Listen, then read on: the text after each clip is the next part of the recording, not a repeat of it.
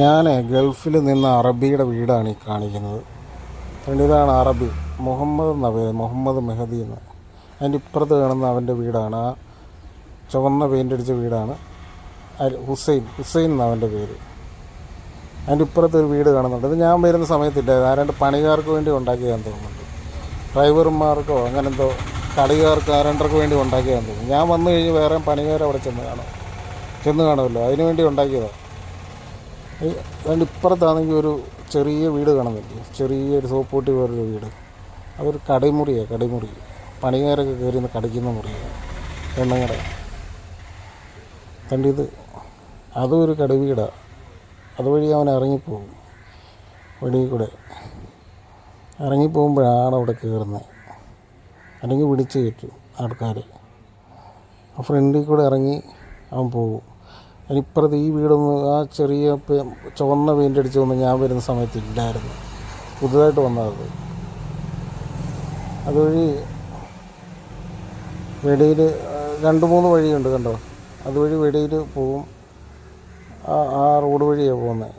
അവിടെ ഒരു ചെറിയ 2-3 സോപ്പൂട്ടി, അതൊക്കെ പണിക്കാരൊക്കെ താമസിക്കുന്നത്. അവിടെ വണ്ടിയൊക്കെ ഇട്ടേക്കുന്നതൊക്കെ സ്ഥലങ്ങളാണ്. ആടിൻ്റെ കൂടുണ്ട് അവിടെ അപ്പുറത്ത്, ചതുരം പോലെ. അതിനിപ്പുറത്ത് ഇങ്ങോട്ട് വന്നിട്ട് ഇപ്പുറത്തൂടെ വഴിയുണ്ട്, മറ്റവൻ്റെ വീട്ടിൽ കയറാനുള്ള, അവൻ്റെ മകൻ്റെ വീട്ടിൽ കയറാനുള്ള വഴി. അതിൻ്റെ ഇപ്പുറത്തൂടെ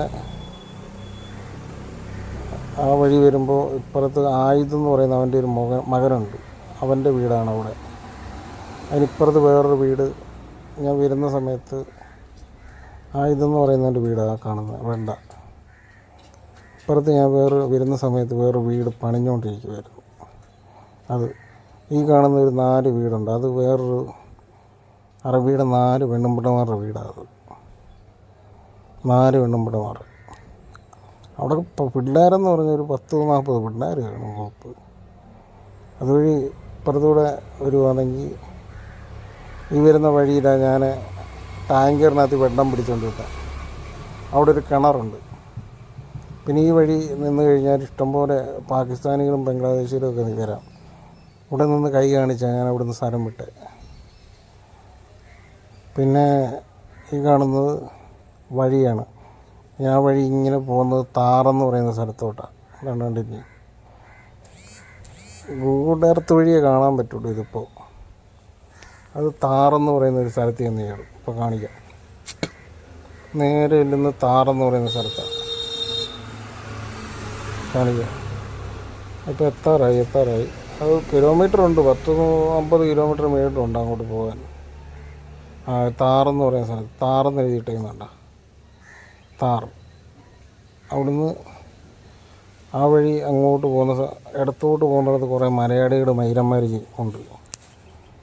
മുടിഞ്ഞ കണ്ണന്മാരാണ്. റൂമിൽ കയറി എല്ലാം അടിച്ചുകൊണ്ട് പോകും. അവിടുന്ന് അതാണ്ട് അത് അലി ഹുസൈൻ എന്ന് പറയുന്ന ഒരുത്തൻ്റെ വീടാണ് കാണിക്കുന്നത്. ആ ഭാഗത്താണ് അലി ഹുസൈൻ. അവിടെ നിന്ന് ഇങ്ങോട്ട് പോകുന്നത്